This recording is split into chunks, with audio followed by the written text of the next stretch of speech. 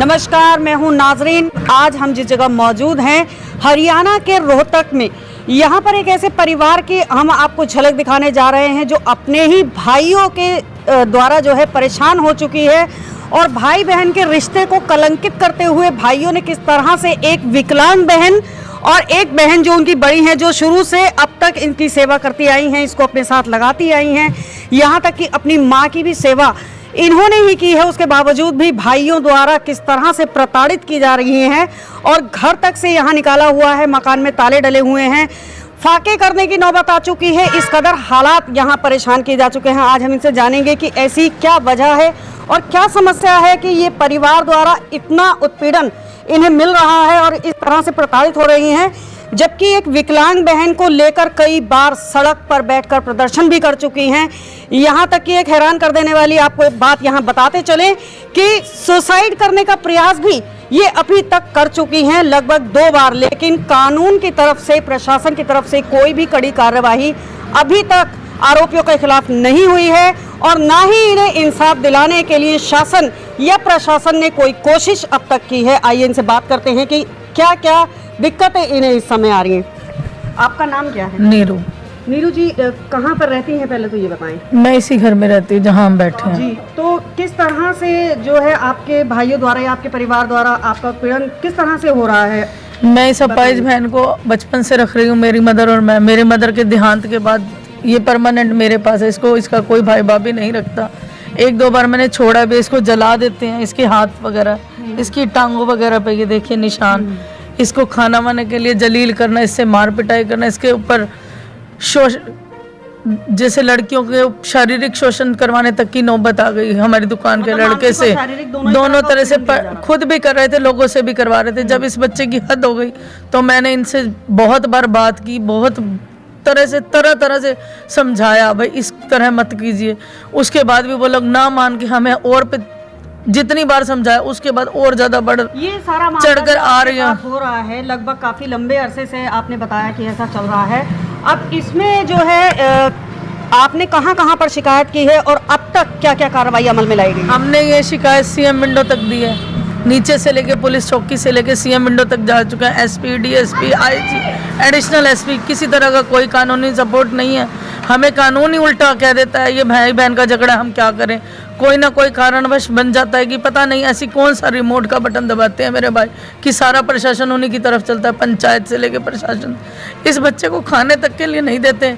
जितना मैं मर्जी कर लूँ, हम रोड जाम कर चुके हैं, पेट्रोल छिड़क चुके हैं, सब कुछ कर चुके हैं, पर कोई हमारी किसी तरह की कोई सुनवाई। मेरे को इतनी मजबूरी आ चुकी है कि मेरे को ये नहीं पता कि हमें घर में आग लगा देते हैं किसी तरह, भाई ये मर जाए, कुछ भी हो जाए, भाई इनको कुछ। ये जो सारा मामला चल रहा है तो क्या इसमें ऐसा भी कहीं है कि आपके जान माल पर भी नुकसान बना हुआ है? हमारे जान माल पर ये नुकसान बना कि हमारे घर में 3:06 तक मेरा भाई मुझसे बात कर रहा है। शनिवार उन्होंने हमारे साथ 3 हादसे किए। शाम 6 बजे मुझे मारा और मेरा मोबाइल तोड़ा। इस बच्चे की ये हाथ मरोड़ दिया 28/11 को। अब तक ये अपने हाथ से खाना नहीं खा पा रही। उसके बाद इन्होंने हमें गुहाना अड्डा पप्पू स्वीट्स पे बुलाया, भाई तुम्हारे में दम है, चीप लैंग्वेज बोल के आप आइए और हम आपको दिखाते हैं। हम यहाँ से गए, मैं, मेरा परिवार, जिसको भी मैंने बुलाया अपने पारिवारिक आदमी को, हमें अरेस्ट करवा, पुलिस की मिली भगत के साथ हमें अरेस्ट करवाने की कोशिश की। ये तो हमने उनको 112 पे कॉल करके बताया कि हम यहाँ खड़े हैं और ऐसे ऐसे हमें बुलाया गया। तो उस बात को पुलिस ने, जब प्रशासन आपको ये जवाब देता है कि भाई बहन का मामला है, इसको आप आपस में सुलझाइए, तो क्या आपने प्रशासन से हटकर भी अपने मामले को सुलझाने की या कहीं पर किसी पंचायत स्तर पर या किसी भी स्तर पर आपने लोगों से मदद लेने की कोशिश की इसमें?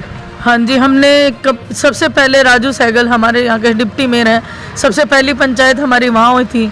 उसके बाद टीनू लांबा जी, बाबा कपिलपुरी जी और बाबा कपिलपुरी जी, मतलब लमसम 99% जितने भी हमारे समाज सेवी चौधरी हैं, सबके पास हम जा चुके हैं। सब एक ही जवाब देते हैं, हमारे को कहते हैं कि इनको दे दिया जाए और हमारे भाइयों का जवाब आता है जी फलाना आदमी ये करे, इसको कुछ देने की ज़रूरत नहीं, इसे मरवा दो ना, इतने पैसे खराब क्यों करते हो।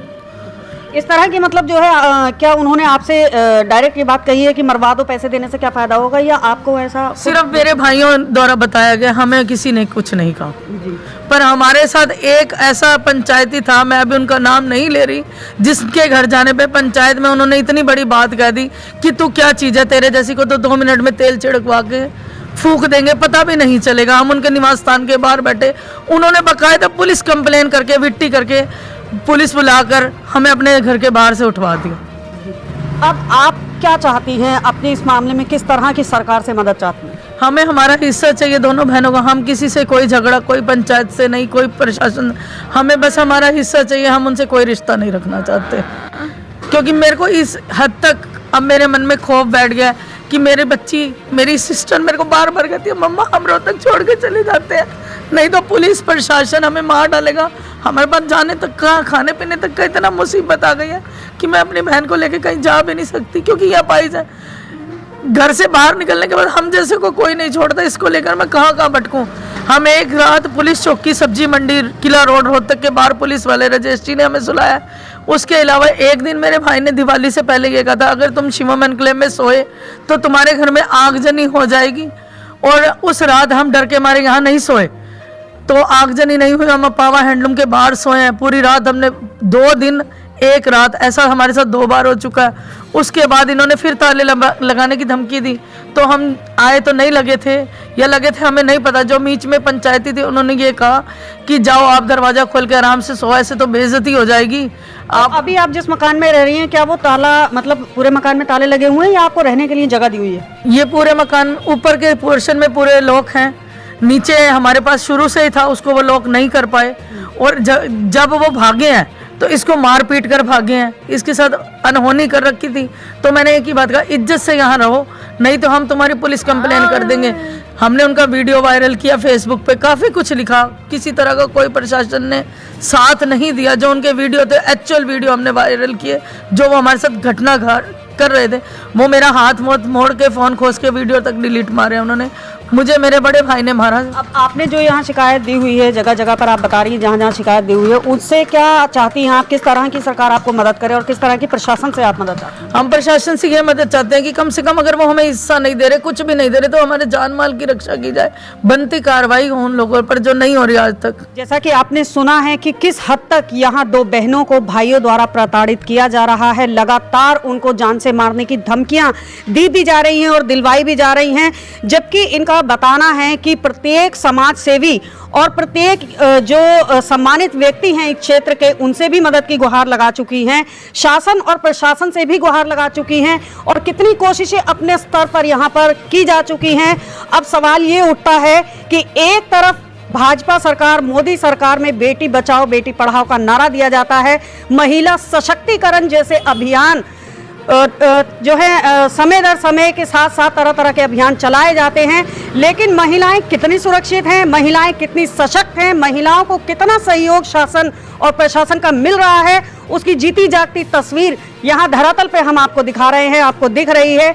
जबकि यहाँ साफ साफ दिखाई दे रहा है कि एक जो बहन है इनकी, एक महिला है, वो पूर्ण रूप से विकलांग है, जिसको लगातार आगे तक भी सहारे की जरूरत है, और भाइयों ने बजाय सहारा बनने के उनके साथ में किस तरह से उत्पीड़न किया है, मारपीट की है, और लगातार जान से मारने की धमकियां दे रहे हैं। जान माल का खतरा यहाँ इस परिवार को बना हुआ है। शासन और प्रशासन से लगातार मदद की गुहार लगा रही हैं, लेकिन कारण और वजह आखिर क्या है कि यहाँ इनकी कोई भी मदद नहीं की जा रही है? दी हुई शिकायतों पत्रों पे कोई भी कानूनी कार्यवाही क्यों नहीं होती?